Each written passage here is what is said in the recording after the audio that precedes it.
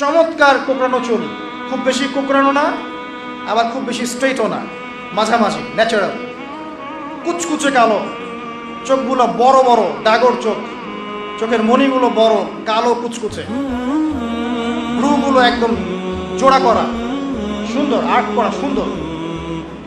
তারপরে গাল মাংসল পরিপূর্ণ, দাড়ি কালো, দাড়ি লম্বা, এবং ইন্তেকালের সময় তার মাত্র 17 কি 18টা দাড়ি পেকেছিল, বাকি সব দাড়ি কাঁচা ছিল। কাঁধ চওড়া, কাঁধ চওড়া মানে বুক বড়, এখান থেকে ডোরা কাটা লোমের দাগ চলে গেছে নাভি পর্যন্ত। যখন চাঁদনি রাতে তিনি লাল জামা পরেছিলেন, তখন মানুষ বলতো যে চাঁদ বেশি সুন্দর না তিনি বেশি সুন্দর, এটা আমরা কম্পেয়ার করতে পারতাম না। হাতের তালুগুলো ছিল নরম তুলতুলে, মাংসল তুলতুলে নরম। ঘাম, এই যে ঘামছি, এই ঘাম দিয়ে সুগন্ধ বের হতো, ঘাম দিয়ে সুগন্ধ বের হতো। মানুষ মনে করবে আনসাইন্টিফিক মনে করবে। শোনেন, আপনি পাপ করা ছেড়ে দেন, দেখবেন আপনার গা থেকেও কম দুর্গন্ধ বের হবে। জানেন, আমল সে হি জিন্দগি বানতি হ্যায়, কথা আছে। পাপ করা ছেড়ে দেন, দেখবেন আপনার গা থেকে অনেক দুর্গন্ধ কম আসছে। এটা আমি বুঝাতে পারবো না, এটা মারেফতের কথা, এটা বোঝানো যাবে না। আপনি বুঝতে পারবেন, কিছু বিষয় আছে যেগুলো আসলে বোঝানো যায় না, স্বপ্ন, রূহ, এগুলো আমরা বুঝাতে পারবো না, আত্মার ব্যাখ্যা বোঝাতে পারবেন না। যাই হোক, নবী সাল্লাল্লাহু আলাইহি ওয়াসাল্লামের ঘাম দিয়ে সুগন্ধ বের হতো, থুতু ফেলছেন, এটা দিয়ে সুগন্ধ বের হচ্ছে। তারপরে বুক শক্ত, হাড়গুলো প্রচণ্ড শক্ত, পা মাংসল, হাঁটতেন মনে হতো যে উপর থেকে একটু নিচে হাঁটছেন, ঝুঁকে ঝুঁকে হাঁটছেন, এমন মনে হতো।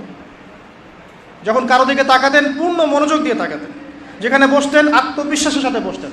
যখন কথা বলতেন খুব বেশি বলতেন না, আবার খুব কম বলতেন না, মাঝামাঝি কথা বলতেন, যেন মনে হতো মুক্তা ঝরছে কথা দিয়ে। একটা বইয়ের নাম বলছি আমি, শামাইলে তিরমিজি। ইমাম তিরমিজি রাহিমাহুল্লাহ বলেছেন, যার ঘরে এই বইটা আছে তার ঘরে যেন স্বয়ং নবীজিই আছেন সাল্লাল্লাহু আলাইহি ওয়াসাল্লাম। এখানে সমস্ত বিষয়ে লেখা আছে সুন্দর করে হাদিস দিয়ে, তার পুরো অবয়ব গঠন। আর চরিত্র তো বলার অপেক্ষা রাখে না। আমরা ইউসুফ আলাইহিস সালামের কথা জানি, তাই না? ইউসুফ আলাইহিস সালামের চেহারার সৌন্দর্য দেখে মেয়েরা হাত কেটে ফেলেছে নিজের অজান্তে, তাই না?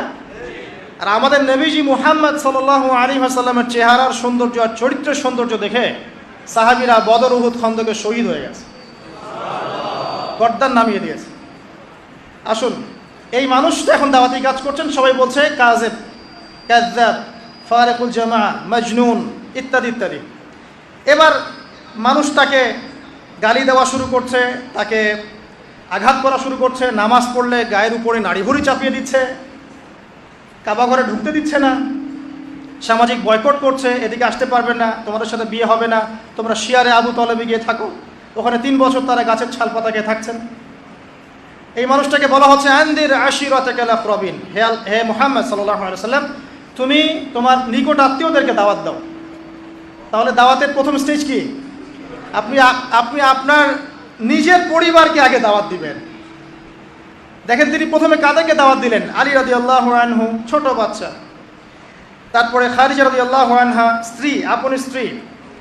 আবু বকর সিদ্দিক রাদিয়াল্লাহু আনহু, অনেকটা মিলেমিশে ছিলেন তিনি, তার সাথে অনেক দিন বলতেন যদি কাউকে বন্ধুরূপে গ্রহণ করতেন। উসমান রাদিয়াল্লাহু আনহু, বেলাল আল হাবাশি, আব্দুল্লাহ ইবনে মাসউদ, আব্দুর রহমান ইবনে আউফ, তারপরে সুমাইয়া রাদিয়াল্লাহু আনহা, ইয়াসির পরিবার, খাব্বাব।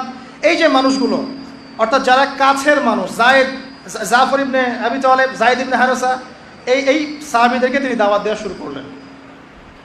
এবার তারা দাওয়াত কবুল করলেন। আবু বকর সিদ্দিক রাদিয়াল্লাহু আনহু দাওয়াতে আরো অনেক মানুষ ইসলাম কবুল করলেন। ইসলাম তাহলে প্রথম শিখলেন কি? আপনি